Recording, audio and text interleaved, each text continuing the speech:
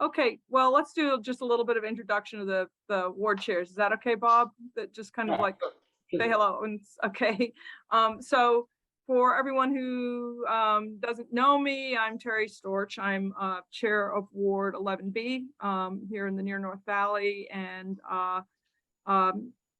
one of the co-hosts of this meeting. So thank you very much for being here. And I have a few announcements at the end that I'd like to give everyone.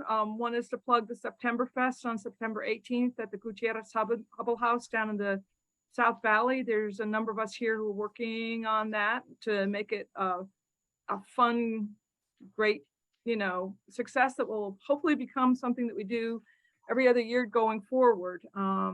So thanks very much. And let me pass it over to Bob for introductions and then Robert.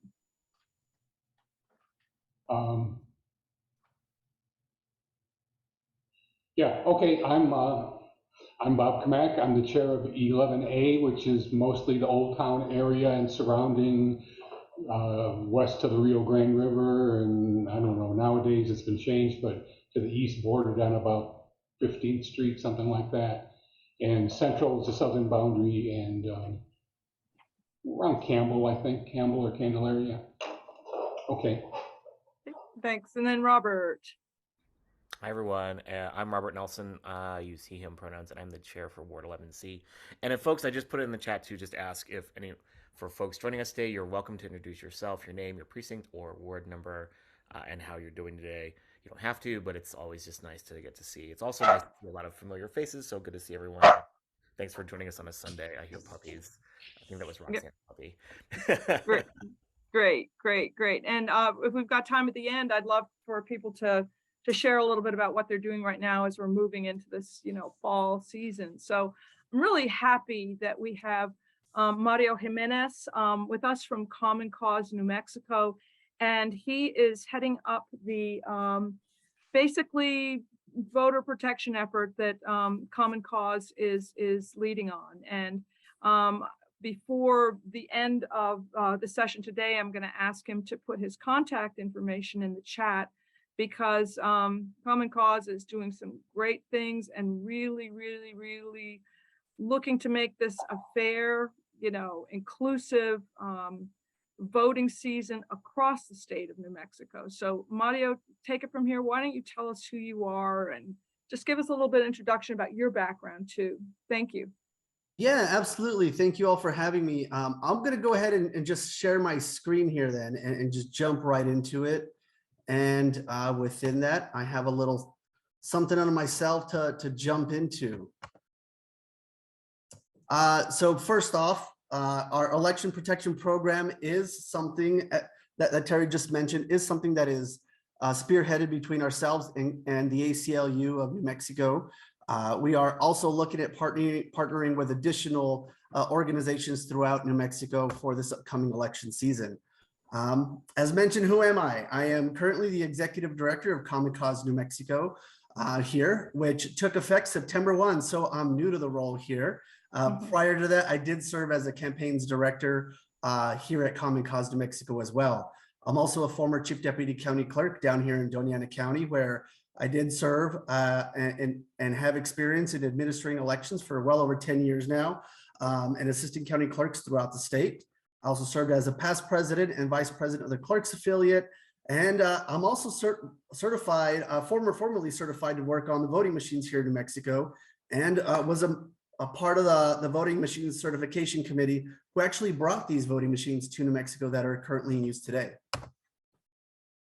So I want to talk a little bit about our election protection program. Again, it is 100% nonpartisan election protection program that we work on to make sure that all voters from all parties across our state not only have access to voting, but actually have their votes counted.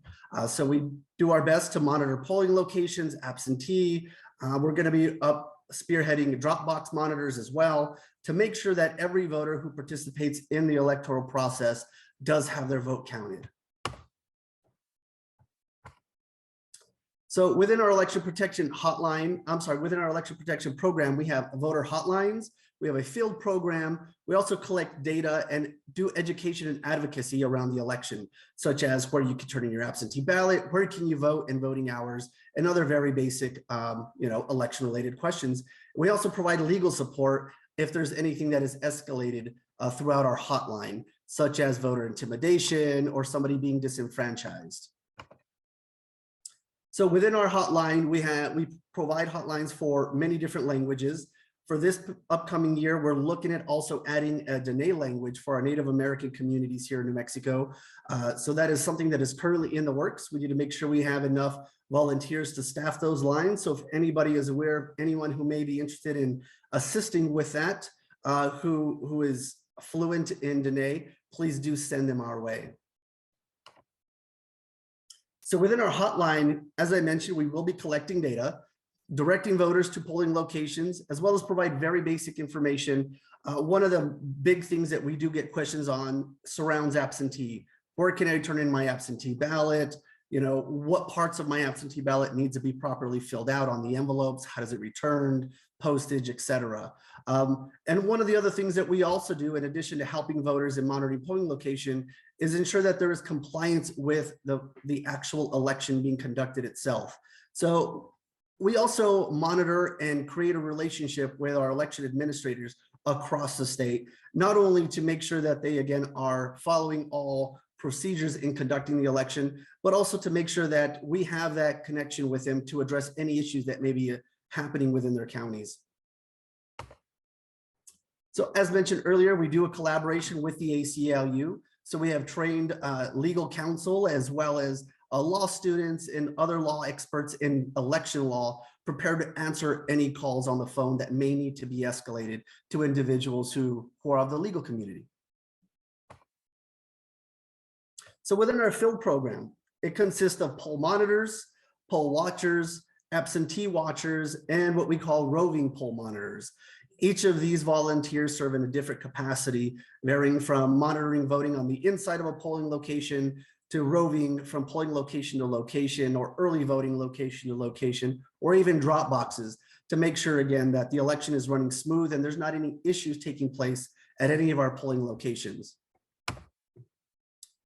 So our poll monitors, these are our monitors who will be provided materials to support individuals from the exterior of the polling location. These individuals will be required to remain at least 50 feet away from the polls as they are required by election law. And so as individuals come and go from voting, provide any relevant information, such as if somebody's waiting in line, it's 7 o'clock and they start leaving, inform that voter as long as they're in line by 7, they will in fact be permitted to vote and shall be permitted to vote. If for any reason we hear that somebody has been denied a provisional ballot or denied the right to register to vote, as we now have same-day registration here in New Mexico, of course, report those issues to the appropriate county clerk, secretary of state, and make sure that, again, that voter is not disenfranchised. So array of different issues and questions and answers that can be assisting the voters on the exterior of the polling location. But again, I just wanted to emphasize that it is 100% nonpartisan, which is why they're within 50 feet, not 100 feet of the polling location. So any and all volunteers will not be permitted to wear any kind of campaign related material, party sponsorship type material, but specifically election protection, nonpartisan material, and election protection, nonpartisan conversations will only be permitted as well. And as you see here, also they will be reporting any kind of possible violations that they will be viewing as voting takes place throughout the day. And that will go for all of our volunteer positions. We also have poll watchers. These individuals will be monitoring on the interior of a polling location. As you'll note here, I have underlined, there is no interacting with voters. As poll watchers, they are only allowed to simply watch. We ask these individuals to take notes of anything that they see that may be irregular, or if anybody has in fact been disenfranchised, and then of course report those to us through our hotline or through their respective contact individual running the election protection program here in New Mexico. So again, those cases can be elevated if necessary. Our absentee watchers, for those of you in Albuquerque, you're very familiar with the high influx of absentee that we have seen over the years, which has resulted in beginning to count absentee ballots a little bit sooner. So in doing so, we need to make sure that we have volunteers monitoring this process as well to ensure that we don't have any absentee ballots that are disqualified when in fact they should not be disqualified, and that every single voter, again, despite them not being physically present during the sorting of these absentee ballots, they are not disenfranchised. And just a quick clarification, they are not counted before, they are sorted through before. So again, we just want to make sure as they are being sorted that these individuals are not disenfranchised and put into a pile that will not be counted. Our roving monitors, again, these individuals will be bouncing around from location to location. We will provide them with a checklist of things to look out for. Just as an example of a few things that we've experienced in past elections. We have experienced individuals well within 100 feet of the polling location, but however, obstructing the entrance of a polling location due to large trains of vehicles or protest type looking demonstrations, again, within 100 feet of the location, but providing obstruction to the voting. In many of those cases, voters sometimes feel threatened as well. So we want to make sure that if any of these types of bad actors are taking place, that they are in fact addressed and addressed promptly so voters can continue to vote at that particular location. We also have yard signs that are distributed, very similar to campaign signs, which you see that are distributed for candidates. Those yard signs will display our 866 hotline number. We ask that those be distributed at polling locations, entrance, as well as exits, and other major roadways across the state where individuals will gather, and that way everybody can see that hotline number and participate in our 866 hotline if need be. Just real quick here, as I mentioned, inside a polling location, keep an eye out for voters being turned away, individuals not being offered a provisional ballot or an opportunity to register. Also, something to look out for is going to be any kind of voting machine issues or printing issues or tabulator issues. So if anything is viewed that seems to be a problem that is not being resolved in a timely manner, again, document, report, so that we could, again, make sure we get either a voting machine technician out there via the county clerk's office or some new data, some new hardware out there, again, from the county clerk's office to replace that so voting can begin to resume as promptly as possible. Again, outside polling location, in addition to monitoring and helping out with voters, they'll be monitoring to make sure that there is in fact no campaigning within 100 feet. We do want to make sure that we are doing our best to make sure that each and every polling location is following all election procedures and laws. As I mentioned in our absentee, monitoring our absentee board themselves, Albuquerque, you all have several boards rather than a single board due to the vast amount of absentee ballots that you all receive. So we will be looking at staffing not only one person per hour, but several volunteers to make sure that we can cover as many of those absentee boards as possible. Again, monitoring absentee drop boxes. We have heard some grumbles across the state of individuals going to be quote unquote monitoring and watching drop boxes, possibly taking down license plates. These are tactics that could be disturbing or just push people away from wanting to even return their absentee ballot. So we want to make sure that we are vigilant, making sure that individuals are not being harassed and voters are not being deterred from returning their absentee ballots. And if so, be prepared to report those so we can appropriately resolve those issues. A few other things that we are going to be asking everyone to please look out for this year, which has really taken action across the country, is poll worker intimidation and threats.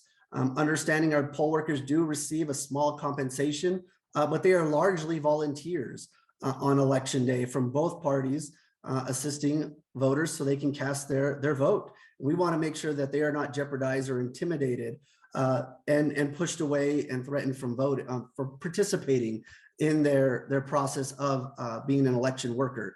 As it is, county clerks across the state do struggle to staff many of our polling locations. So we want to make sure our poll workers and individuals that are assisting in the electoral process do feel safe in the capacity that they are serving us. In addition to all of that, we're going to be monitoring, again, misinformation and disinformation. We do have a section of our election protection that is going to be focusing on monitoring social media and making sure that if there's anything that is negatively or falsely being pushed out surrounding the election, it is, of course, fact-checked and the proper information is put out as quickly as possible to make sure that individuals, again, are not disenfranchised. So real quickly here, as I'm wrapping it up, why should you all volunteer for election protection in a nonpartisan fashion? So Common Cause has led the election protection and is, again, 100% nonpartisan. We work alongside many other partner organizations, and we're prepared to litigate in the event somebody needs litigation if we have enough substantial information to move forward with it. Our election protection issues also are addressed in an unbiased, nonpartisan fashion, which does lead to us being more successful in pushing for issues throughout the state if something arises. It will not be viewed as a partisan fashion, but however, as a manner that we are looking to make sure that all voters across the state, whether you're Democrat, Republican, Green Party, or other, do have access to the ballot box and are provided the accurate information in casting your ballot. Before I wrap up here, I don't know if we want to take Q&A now or later at the end, but I did want to leave up here our 866 hotline phone number. It's 866-OUR-VOTE. You could also see more information on our election protection program at 866ourvote.org. Anybody interested in sharing this or encouraging others to participate in our volunteer program, or if you would yourself like to volunteer, please visit protectthevote.net and become a volunteer today so we can get you signed up for training in the near future. And with that, that is my presentation. I'm happy to take any questions. Okay, thank you, Mario. I've got a few questions, and then since we're a pretty small group, just raise your hand if you have a question. And yeah, if we can get all back on the same page, great, we can see everybody. Mario, when I had spoken with you before, I had asked you a question about what you would think would be an order of preference for people to be involved in working on the whole voting apparatus machine. And I recall you said to me that if someone did have the time, you thought they should first become a poll worker. That was a very important thing. Can you discuss a kind of a hierarchy like that of involvement of someone who does have the time to work on these things? Yeah, absolutely. So with myself being a former election administrator, I always try to be mindful of the election process first. And that being, if our administrators do not have the tools they need to conduct the election, then we are all as voters at a disadvantage already. You know, and many times we have seen as county clerks, they have seen where they'll have several volunteers ready to go work for parties, but they only have maybe 2 poll workers at a polling location. And so the volunteers for the parties are outweighing the number of poll workers, and therefore it's creating congestion at the polling location. It creates a slowdown in the line. So rather than getting in and out in 5 to 10 minutes, you may be waiting 20 to 30 minutes to vote. So I always try to encourage people to try to give back and help by being a poll worker first, because by being a poll worker, you're not only helping your party, you're helping your neighbor by making sure that they can get in and out, cast their ballot, and move on about their day in a timely manner. So I always do my best to do that. In addition to that, with the pandemic that we just are still going through, our county clerks are actually rather short-handed when it comes to volunteers. As we all know, that COVID has really impacted individuals who have health issues and our elderly community. So therefore, it has really provided a reduction in the poll worker workforce throughout the state. So I always encourage, please help out your county clerk as a poll worker if you can. And then from there, by all means, I do understand everybody wants to help their party, but I do encourage nonpartisan work. As again, we are doing our best to help our neighbors, and then by all means, please focus on your parties. Yes. Yeah, and I remember something interesting you told me when we spoke a few weeks ago as well about partisan poll workers versus nonpartisan poll workers, especially in some of the smaller communities in the state, and let's say especially in some of the southern communities in the state. And you told me that there can be an advantage to be a nonpartisan poll watcher versus a partisan one. Do you want to discuss that a little bit, or address that for a moment? Yeah, sure. So across the state, our county clerks do their best to staff polling locations with an equal amount of major political parties. And quite often that can't always happen. Just as an example, we may have a polling location that has, predominantly purple party and, maybe one person from the yellow party, and, the remainder being declined to state or independent, no party at all. And it is, as I like to think of it as, an advantage as being unpartisan. That way you're not viewed in a partisan light. You're really showing that you're there to be a volunteer as a poll worker in that sense. But as far as election protection and helping us out in election protection as a nonpartisan, if you're working in a deep colored, let's call it a purple community, and you're there as a yellow volunteer to watch the location, you're already viewed as an individual who's leaning one way rather than looking out for the process itself. So I always do my best to try to encourage people to join us in our nonpartisan effort, as we are, you are often viewed in a less threatening light as you are coming in to really ensure and provide information in a nonpartisan manner to our election protection program, not necessarily to a candidate, not necessarily an allegiance to a party, but really to look out for the process itself, which is what we're trying to do here. And nowadays, with our democracy being under attack by many different individuals providing false and disinformation about how our voting machines work, how poll workers operate, how trainings are provided, things are very hyper partisan. So I myself have really been doing my best to make sure that we provide information in a nonpartisan light, to really be welcoming of individuals to work with us, to provide information to voters, and to ultimately provide trust in voters in the process. It is Common Cause and your partner ACLU, are they proactively anticipating certain kinds of problems and problem areas? And if so, how are you making allocation decisions based upon that? Yes, ma'am. So the first thing that we do is we take a look at high voting density areas. So wherever there has been historically high voting, that is typically where your candidates and partisan individuals would focus on, because of course that's where your voters are.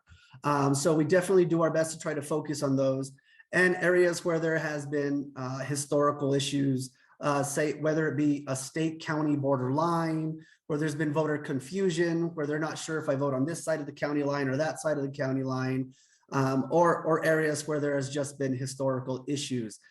So we try to do our best to staff those first. And those are obviously heavily in our larger communities, Las Cruces, Santa Fe, Albuquerque, and other growing communities, such as our Farmington area, our Hobbs area, to try to make sure that where there is high density turnout, that we do have staffing there. Yes, ma'am. Mm-hmm. Okay, let me throw it open to, does anyone have questions for Mario?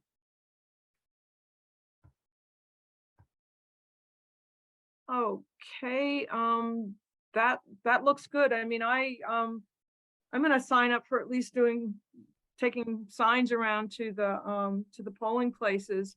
Are you going to have that the hotline up and running for early voting?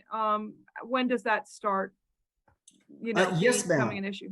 Yes, ma'am. So October 11th, early voting will begin across the state. And that is when we will also have our hotline up and running as well. We would like to have volunteers staffed at the very least for the weekends where we do see individuals starting to turn out and we start seeing the increase in voter turnout. So we are going to be looking at staffing early voting and as well as distributing signs for early voting as well.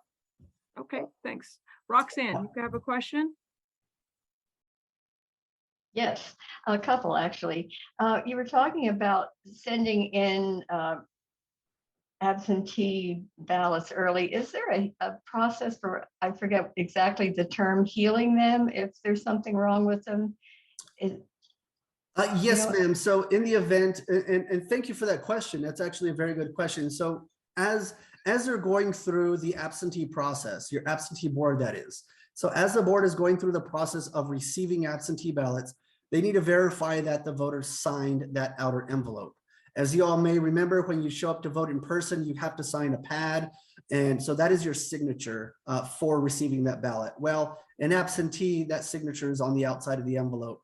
In the event somebody may fail to sign it or provide some important information on the exterior of that envelope, county clerks do provide an opportunity for voters to what they call cure their ballot or to fix their ballot. So that is something that again, we would be monitoring to make sure that that process is provided and is followed appropriately. Yes, ma'am. So it would be a good idea to get your absentee ballot in early. So you Yes, have a chance ma'am. to do that. We always encourage voters to fill out their ballot as soon as they receive it, as quickly as possible and get it in. In the event you're hanging on to your ballot and it is the week of the week before the election, I would strongly encourage you to encourage others as well to turn in their ballot in person, either to an absentee ballot drop box or to a county clerk's office or a designated polling location to receive those absentee ballots. As within that week, as we know, sometimes things get lost in the mail and may arrive late. New Mexico does not have a timestamp clause. Your absentee ballot has to be received by 7 p.m. on election day. If it's received the following day, it will never be opened and never be tallied. So yes, please try to get those absentee ballots in early. Okay, and one more question, is that Yes, okay? ma'am. I've seen reports of training, absolute conscious training of poll workers to bring pencils and pads and or pens and other equipment that poll workers are not supposed to have or vote counters are not supposed to have it, so that it could cause a lot of ballots to be disqualified if they are marked incorrectly by some other party. You know, just training poll workers or poll watchers to do things that really are contrary to the voting process. Do you know of any such efforts here in New Mexico? So first, I want to differentiate between the two. Our poll workers, remember, are staffed, hired, and trained by the county. So those are our poll workers. They receive a bona fide training on how to operate the machines, how to provide our voters a ballot, and how to tabulate the ballots at the end of the day. You know, watchers and are many other different titles that are given by parties, by organizations to quote unquote monitor the election. You know, I am aware that there have been some trainings that are being provided to, you know, what are being called poll watchers, poll monitors, array of different things to monitor the polling location. But this is why, you know, our volunteers through election protection are going to be there as well to monitor these things, to make sure that our poll workers themselves that are working for the county are following their training in assisting voters. They're not there for a party. They're not there for a candidate, but they're there as unbiased individuals to carry out their duties as a poll worker. And if they are not being done as they are instructed to do so, we will advocate for their immediate removal through the county clerk's office because they're violating what they are to do. Every single poll worker does in fact take an oath prior to becoming a poll worker. Any of these poll watchers that are receiving any kind of bogus trainings to interrupt the election, again, that we do have laws to remove as well as prosecute those individuals. So this is where our election protection program does come in handy in making sure that we are there to monitor those people and have them removed as quickly as possible. But yes, ma'am, the short answer to your question, I am aware of them, and we're going to look at addressing them through our election protection program. And you're not aware of any functioning now in New Mexico? Actively functioning, no, but I am aware that others are providing training, but I'm not aware of the depth of the training that's provided. Thank you. Yes, ma'am. Thank you, Roxanne. Are there any other questions for Mario? Yeah, Felice, sorry. Hi. I may have missed this in your talk, but is there, how long does the training take, and what is your recommended deadline for people signing up for this to be prepared in time for being poll watchers? So we will be providing about a 1-hour training. After the training, leading up to your assignment, volunteers will be provided what we call swag, which is your materials, your election protection materials for the day, sign, shirt, etc., to make sure that you are prepared throughout the day to provide the information needed to our call takers and back to your individual who's going to be leading election protection within your area. But we do encourage people to sign up as soon as possible. The sooner we get people signed up, the sooner we can begin placement. If you're interested in early voting, please sign up now. That way we can get trainings underway by the end of September, beginning October, ready for you to start by October 11. We are going to cut back on our training. The last training I will be providing will be the week before the election.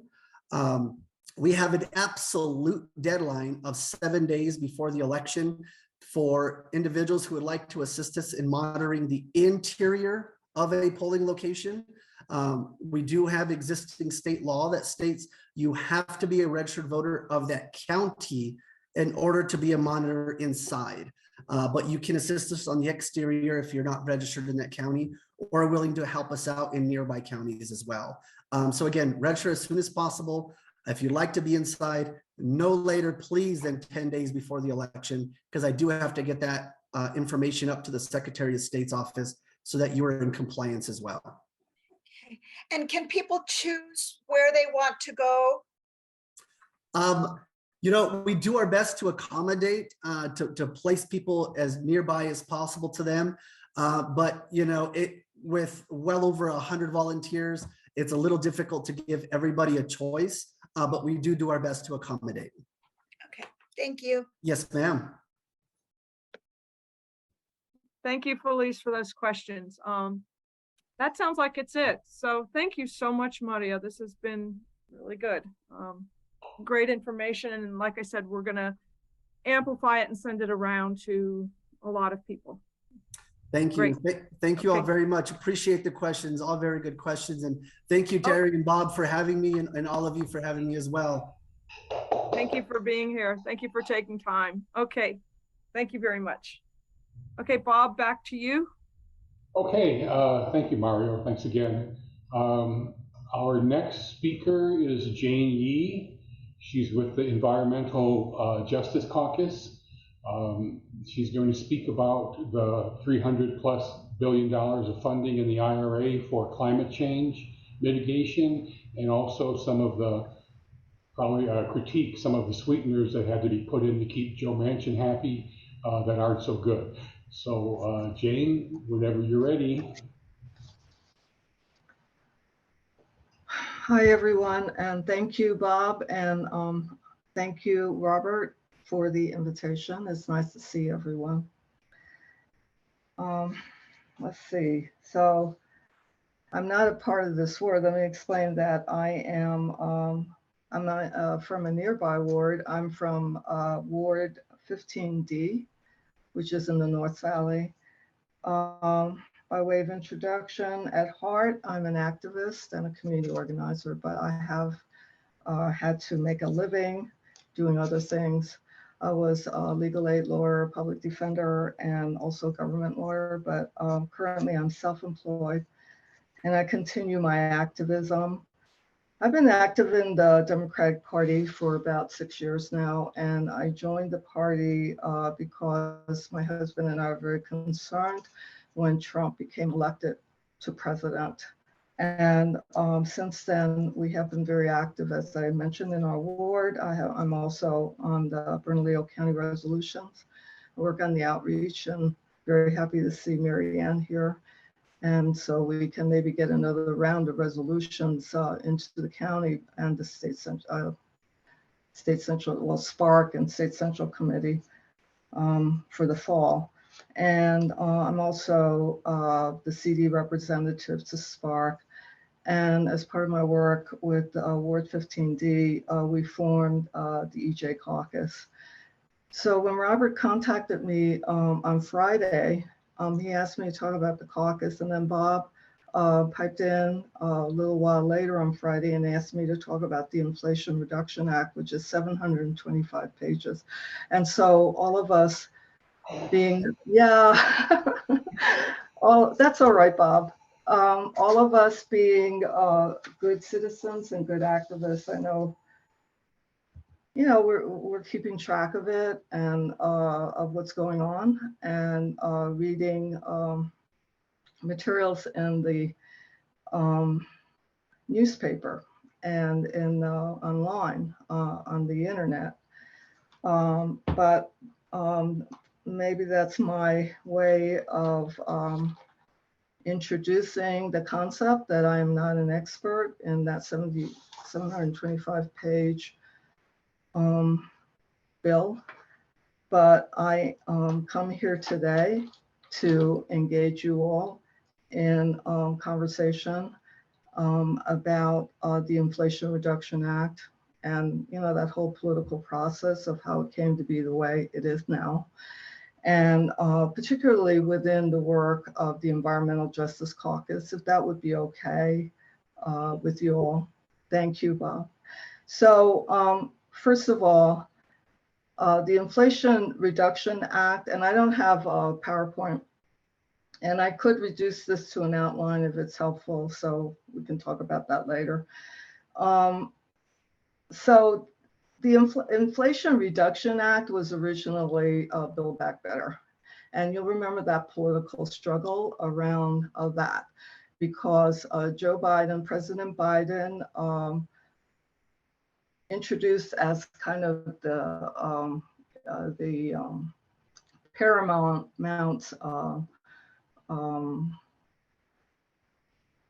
pieces of his legislative agenda. I'm going to look at the clock now, and I'll try and keep this 10 minutes. We've got lots of time. You can go on as long as you need to. Thank you, Bob. So one part of it was the infrastructure bill, and the other part of it was Build Back Better. Infrastructure went to capital investment for the most part, and this is the way it was explained to us. I don't know that I ever read Build Back Better either, but and I have read parts of the Inflation Reduction Act, but not all 725 pages. Anyway, so Build Back Better was explained to all of us as the human infrastructure bill, right? And so there were activists in the Democratic Party, for example, the Justice Democrats, 5 of whom refused to vote for the infrastructure bill unless Congress would vote on Build Back Better at the same time. And so they voted no on the infrastructure bill. But of course, the infrastructure bill passed, and our understanding on the outside was that Congress, or the Democrats in Congress, were working on Build Back Better, but people were losing hope. And then suddenly, maybe 3 months ago, sometime this summer, this Inflation Reduction Act came up. And it is kind of a resurrection of the Build Back Better. but in a pretty different form.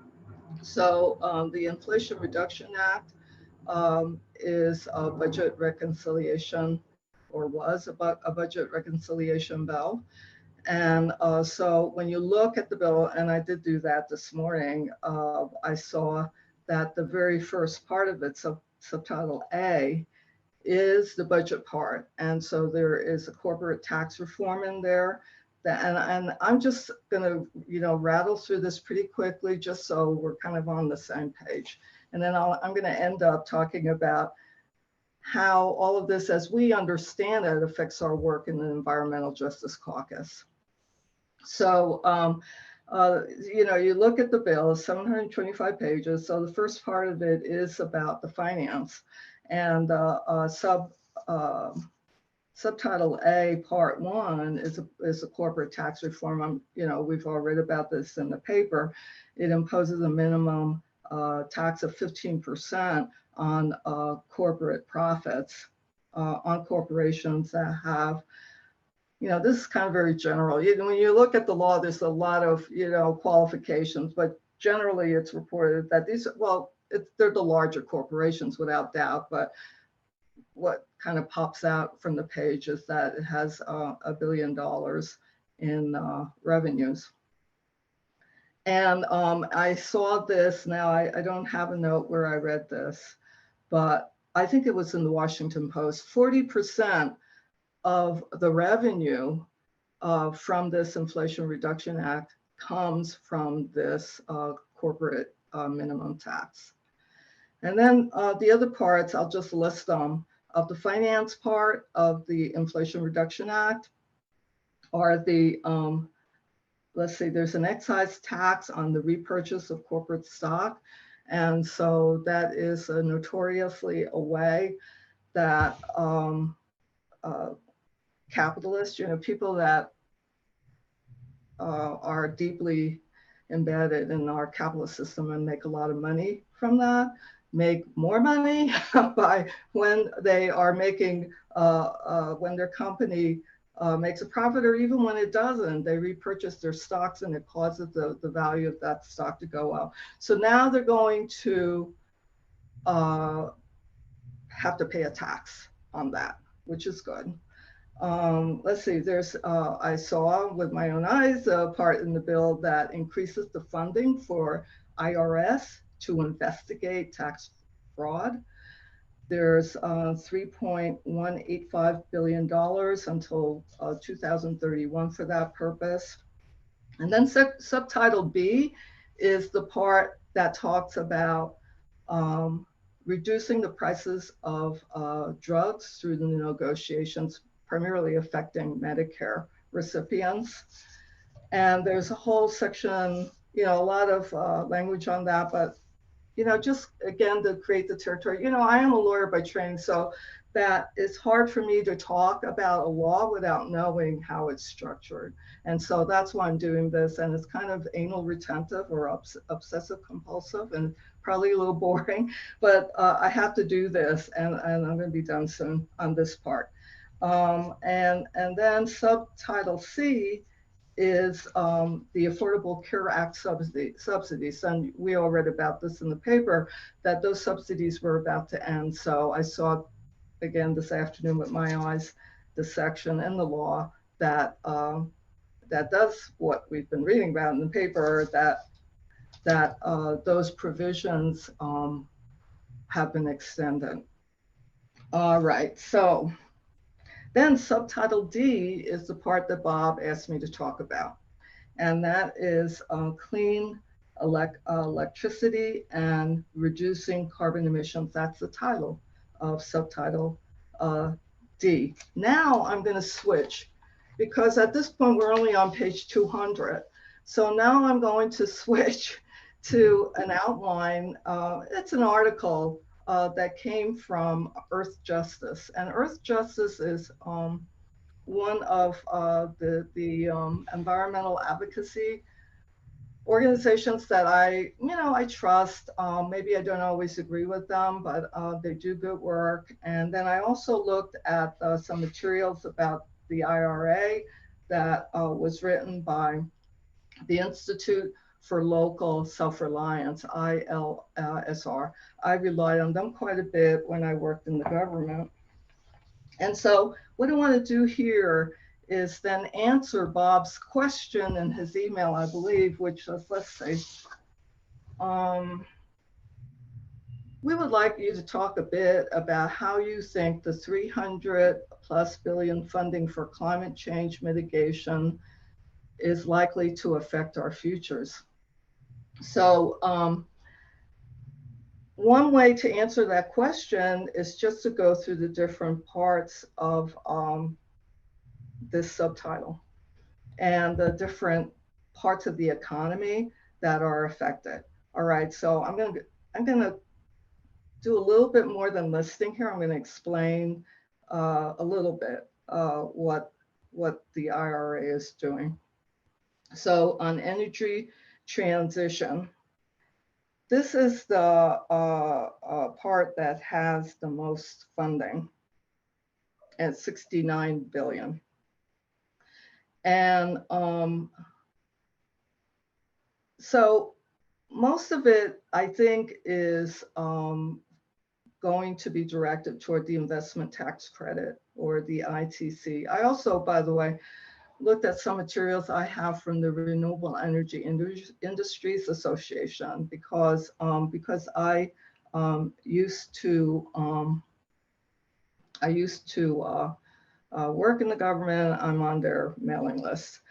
So I looked at that stuff too. So what Earth Justice, now going back to Earth Justice's article, they listed 60 billion in funds for subsidizing solar panels, battery storage, and other technical manufacturing, and 9 billion for low-income home energy rebates.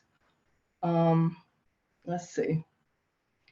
They didn't exactly say how much how that $60 billion was broken down. But when I looked at the Renewable Energy Association's materials, they talked a lot about the investment tax credit, which, as we know, it goes to people, individuals, residents, and also to businesses that install solar. And so that's one part of that funding will go to that. And then the other part will go to tax rebates for the manufacturers of these materials. So it's at what they call in PV Magazine, the domestic solar hardware manufacturing. So I think that 60 billion probably includes both the investment tax credit for individuals, businesses, and individual people installing, and also to manufacturers. So again, that's 69 billion altogether. I know Earth Justice in its article said it would remove barriers to community solar. And so that, pricked my interest, because we work a lot on community solar in the Environmental Justice Caucus. And but when I looked at the bill, and I'm kind of looking through the sections of the bill, I don't think that there is anything really addressing community solar as an organizational or as a bureaucratic approach. It is probably just talking about the economics of community solar programs as affected by these tax credits, right? It makes community solar a little bit more feasible through the continuation of these tax credits. The second part of the second area that Earth Justice identified as being affected by the IRA is transportation. And that's also money for the transition of transportation, just like we're talking about energy transitioning to renewable, same thing with transportation. There is a part of the bill that addresses the transition of transportation, mostly to electrification. So we have 3 billion for the post office to electrify its 217,000 vehicles. We have 1 billion for local governments to electrify their transit, their city buses and school buses, and 3 billion to clean up pollution at ports. And then there's also a part of the IRA that deals with extending the tax credit for electric vehicles. That's kind of complicated. I actually looked at that part, and so what that does is it puts a focus on manufacture of EVs in North America, or in countries that have trade agreements with the US. And so, that's quite a change. And so that's what it is. But the tax credits are going to stay in the same amount, $7,500 up to $7,500, depending on the vehicle, the capacity, the EV capacity of the vehicle, and also where the battery was manufactured and where the car was manufactured.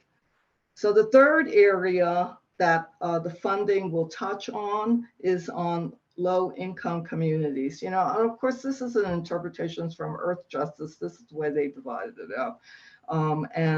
So this is an important area for the EJ Caucus, because we are about environmental justice, which is about the disproportionate impact of pollution, and about climate crisis on low-income and communities of color. We have here $315 million for air monitoring. That's only million, right? So far I've been talking about billions. So this is 315 million for air monitoring, and then 3 billion for community-led projects. Now, this is over and above what you may have heard about as Justice 40. Justice 40 is a concept that came from President Biden's executive order of January 2021, in which he ordered that federal agencies allocate 40% of federal investments through these agencies in frontline communities, or communities that have been disproportionately affected by pollution and by the climate crisis or catastrophe. So that 40% would be on the existing budgets of these agencies. So this 3 billion is over and above that. And then there is a provision, this is again back to the Earth Justice outline, to reinstate the Superfund tax to preclude the public paying for those, what they call the Superfunds or brownfields that are extraordinarily contaminated. And so there's that provision. And then there's, for the fourth section, according to the Earth Justice outline, is the agricultural sector of our economy. In this part of the economy, we'll see 20 billion for the transition to sustainable and restorative practices like crop rotation. And then we also have 300 million for the research of agricultural practices that have effects on the climate crisis or catastrophe. So the special focus area funding would be 50 million for forests and other kind of forested areas of the country, 2.6 billion for coastal areas and for both rehabilitating and protecting those areas from future damage. $250 million to protect habitats and species, and $1 billion on the NEPA, the process that the Environmental Protection Agency uses to give permits. And I'm not going to talk about that right now, unless you want to hear about. On the micro level, and this is Earth Justice's breakdown, there will be a 30% tax credit on solar panels, and that is an increase, and this is from Jim Desjardins. Right now, it's only 26%, and it will go up to 30%. It's actually effective now because, according to law, it's effective January 2022. So the people who did these changes this year can get their tax credit on their, upcoming taxes. That's the significance of that. But the incentive will reduce to 26% in 2033 and 22% in 2034. And another important improvement on the incentive is that it includes battery storage that is standalone. It doesn't have to be installed in connection with panel. So people can install battery storage now, after the fact, or businesses can install batteries, even if they already have panels, but they want to install batteries as a supplement to their system, and they would get that tax credit. I mentioned already the $7,500 credit on the EV, and $14,000 up to $14,000. All these are, the two of these are up to $7,500 on the EV and $14,000 on the home energy efficiency. Now, I think that Bob maybe was thinking that I would be attacking this some more, and because Earth Justice talked about this, and I can send you the link to their article since I'm citing so heavily to their piece. They do have a part where they talk about the cost of getting this bill approved. And so what they identified as the major costs were tax credits for carbon sequestration, which is, I think most of us have, and I did work at the PRC back in 2000, like in the early 2000s for about 3 years. And even then, they were talking about carbon sequestration, which 20 years later, and we have to be kind of realistic. So what are we subsidizing? Are we subsidizing the technology, or are we subsidizing the people who are pushing this, which are, not probably, they are very definitely the coal industry. It is a way for the coal industry to stay in business. And then we also have, now Earth Justice did not mention this, but I saw, I've been reading about it and also saw it in the bill this morning and this afternoon. There are subsidies or incentives for hydrogen exploration, and that has been a hot topic here in New Mexico and everywhere. And that is another what I would personally call a false solution. And so that would be a problem. There was also negotiated a concession. These are specifically to Joe Manchin for oil and gas development and the Gulf Coast, and also in Alaska, and to expedite the NEPA process. And I read an article about this specifically, and this is a side agreement, so it's not in the IRA, but it is to expedite the NEPA approval process for some pipelines that would affect utilities in West Virginia. Talk about pork barrel, right? I mean, it's like so specific. to him. And so the next steps from Earth Justice's point of view is to make sure that the money goes to true solutions, not false solutions, and that the money goes to frontline communities and to stop the evisceration of the NEPA process. And I call it an evisceration, but you know, we're on a slippery slope. It hasn't happened yet, and hopefully it won't.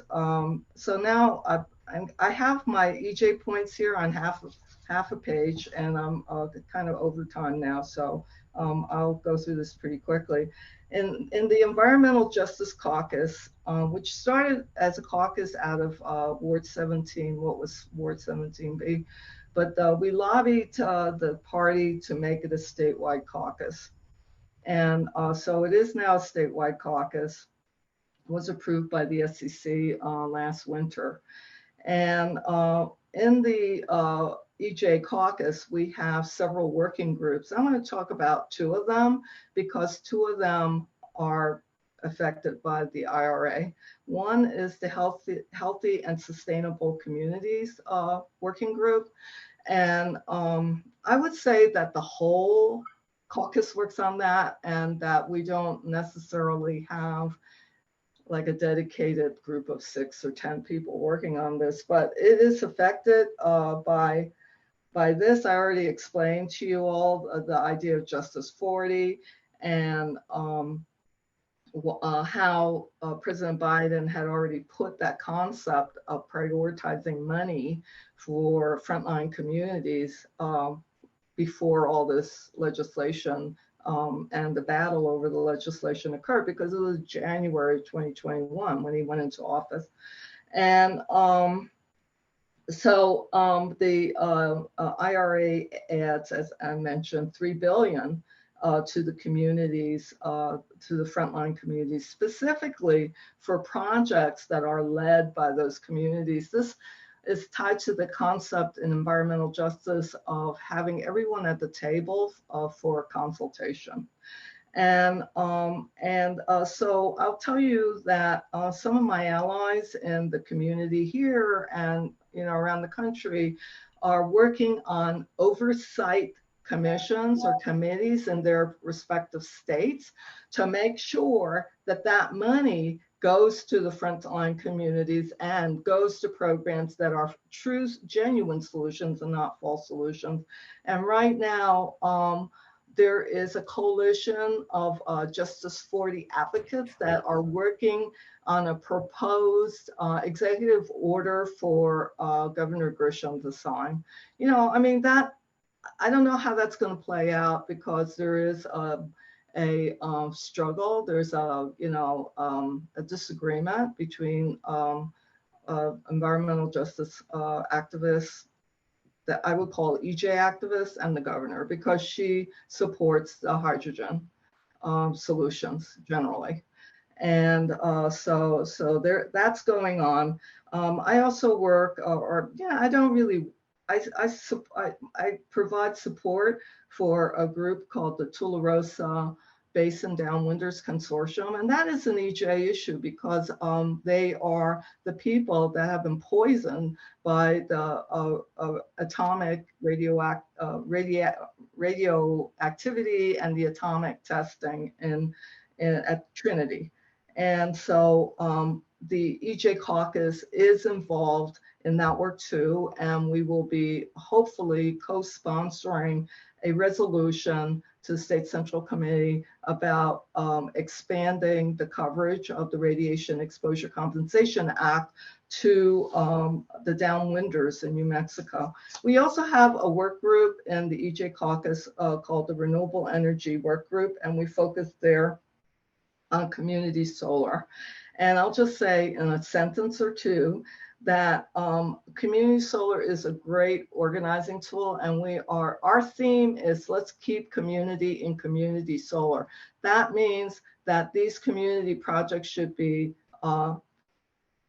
built and owned and controlled by the local communities. The general model is that the renewable energy industry will come into the state and build these facilities. And then we'll have a choice between PNM and say Sunrun or affordable solar or something like that. And you know, I'll concede that's better than just having the choice of PNM. Now, I'm a believer in regulation, but I think that regulation, and I worked as a regulatory lawyer, so like that's close to my heart. But I have to say that probably I went through a process where I realized this is beyond repair. You know, we're no longer, this is not helping the regulation of PNM because they have turned the tables of power, so, you know, political power so much. And so now I'm thinking in my own mind, this is the last thing I'm going to say, that as we move away in the technology from centralized generation like the San Juan, you know, generating station, which is going to close and it's a coal fired. And we push hard in our communities for democratic generation of electricity, like in community solar cooperatives, or in public power. That's another concept that we're working on in the EJ Caucus. The idea of utilities that are owned by, essentially the government. And so that would be another concept that as we move away from technology, from centralized generation to these types of generation that could be more decentralized, we have a political opportunity to maybe change the organizational stuff. And so one of the cases that the Supreme Court decided in the last session that was so terrible, along with Roe versus the Dobbs case, overturning Roe, which, you know, of course, that's a major problem, and hopefully we can turn that around in the party.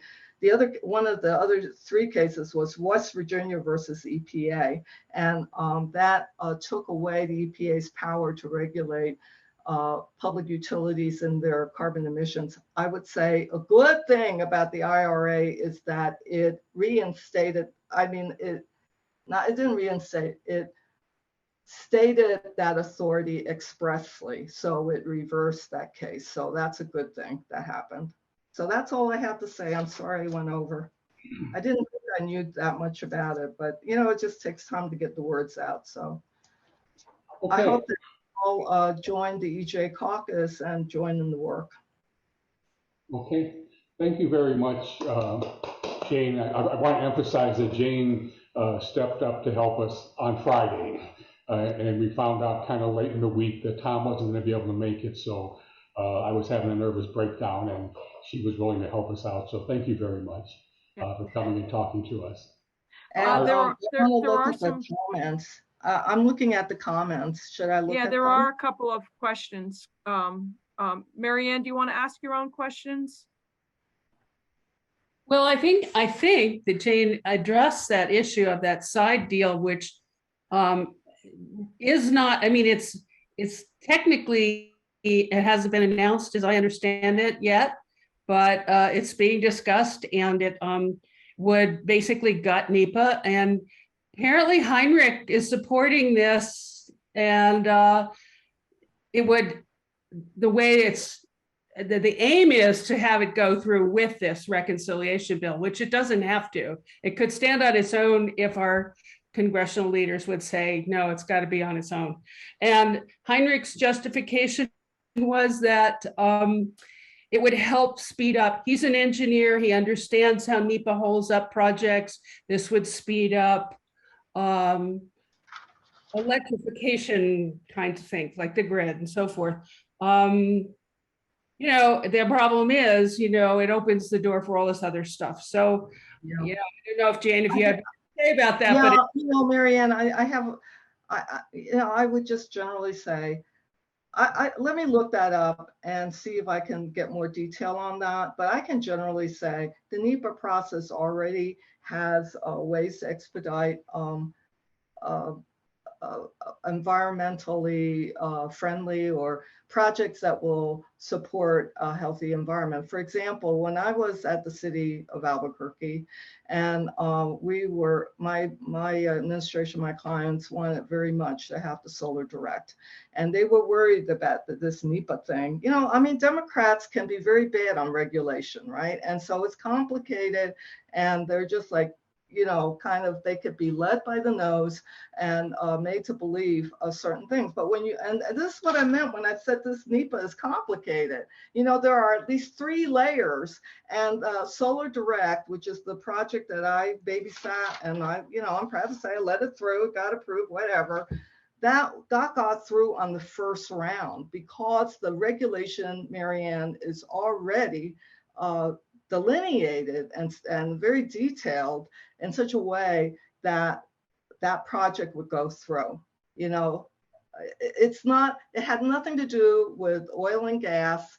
It's a utility, but it had nothing to do with oil and gas. And for that reason, it was like an easy way to go through. Yet my clients were so worried that this process was going to hold it up. And it took 90 days or less, I think 60 days. So it's to get that approval.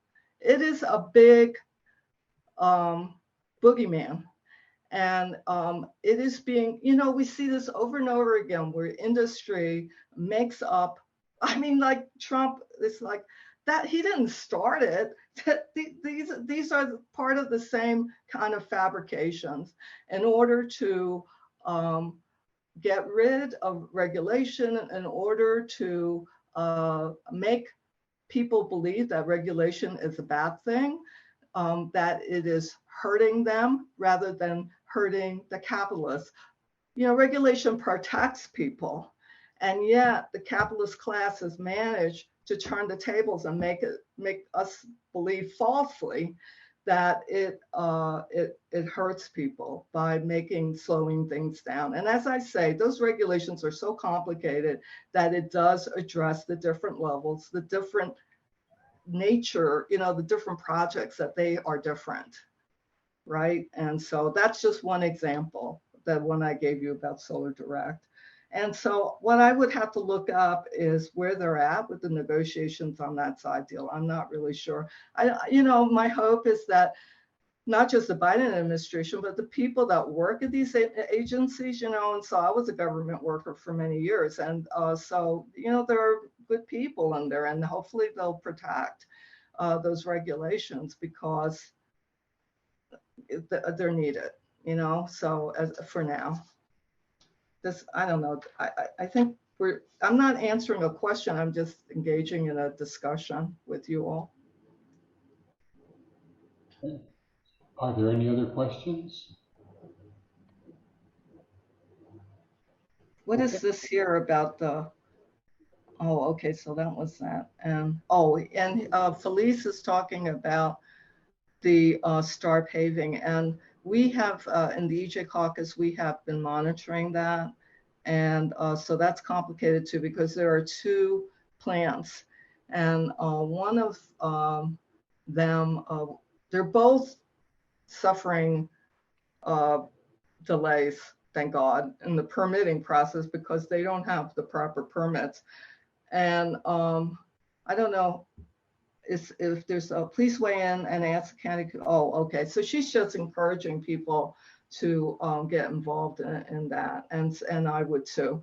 In a nutshell, the star paving and New Mexico Terminal Services in the Mountain View neighborhood of the South Valley, those are the 2 companies that are seeking permits. And it's a classic case of sacrifice zones, because this is an agricultural area where one of the companies had received an amendment on their permit for the storage of agricultural tools. And so the asphalt company one of them tried to take that amendment and make an asphalt plant somehow fit that amendment. And so at one point, the planning department at the Bernalillo County was agreeing with that, but finally the environment department in the city said that that was not true, and that it did not have the proper zoning. So they are in different procedural spaces right now.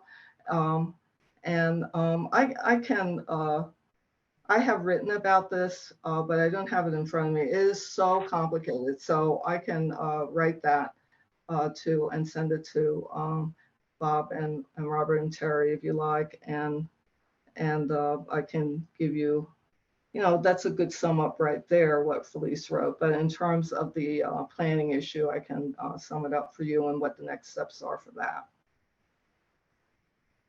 That would be good, and we can make that available as a link in the next newsletter or something.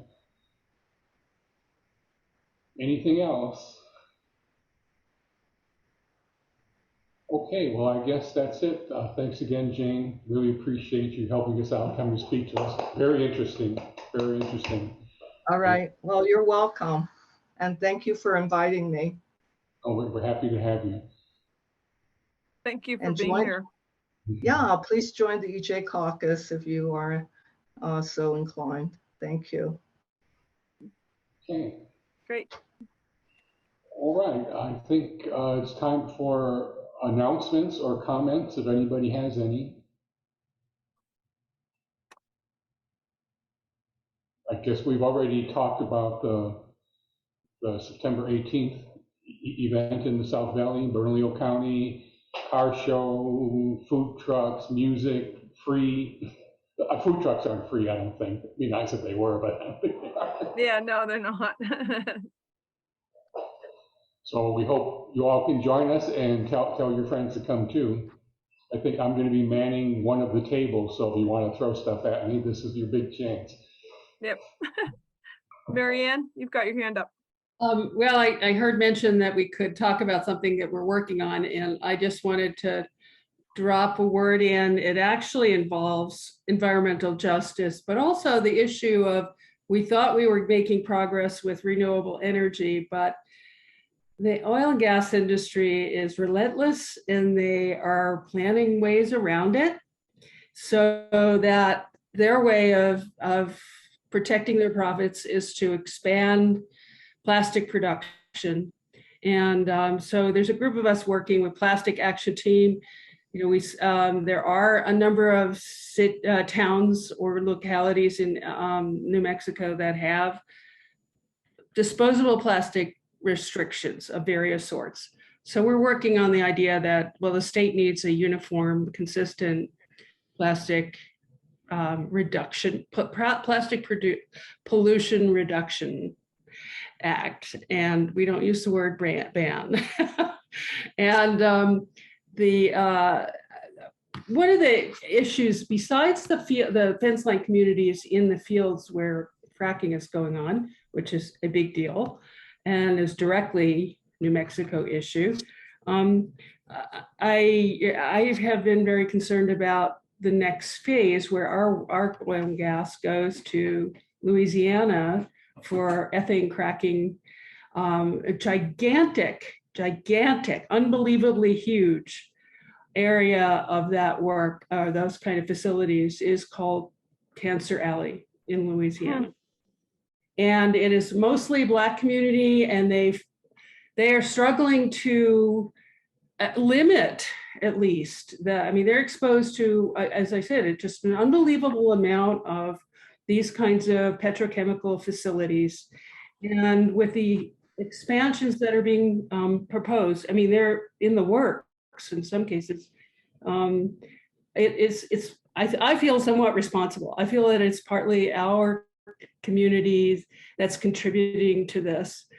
Not everybody exactly agrees with me, but anyway, so anyway, if you want to know more, I'd like to do a little more information to people, but we're trying to keep a little bit below the radar on this. And so we're talking to our allies pretty closely Close to the vest right now so that we're not giving the industry a big chance to get a head start, because we are sure they're going to do some kinds of industry friendly legislation this year. So we have to do something.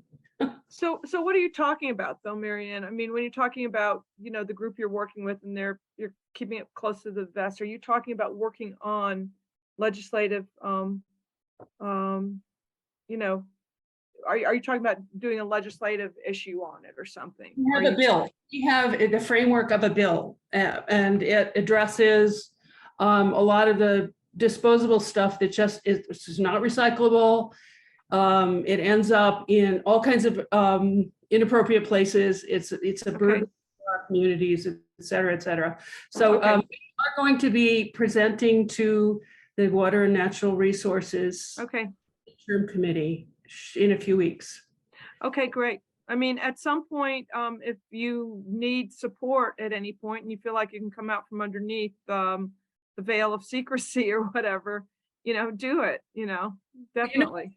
It's awkward because of the election year, because a lot of representatives who would jump up and down to support us will have to be a little cautious until after the election. Okay, thanks. But we need everybody on board. Yeah. Lobbying. Okay. Anyone else have something they want to talk about what they're working on right now? Let other people know.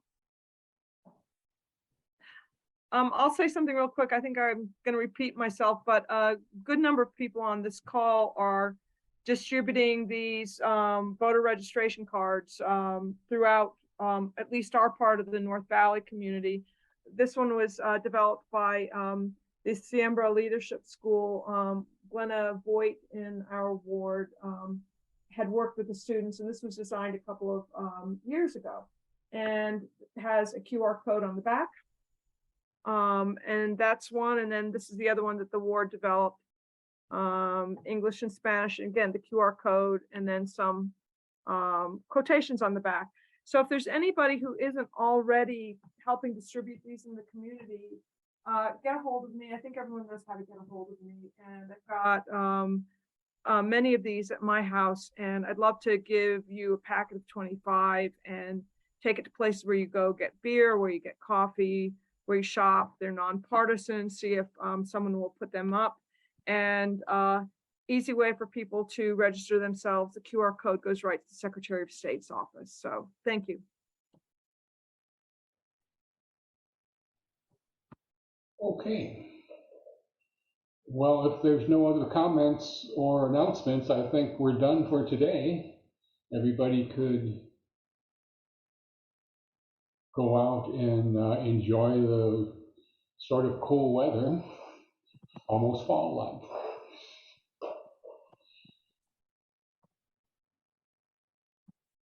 Okay, well, I think during this meeting, Robert and Terry hang around a little bit, and the rest of you are free to go.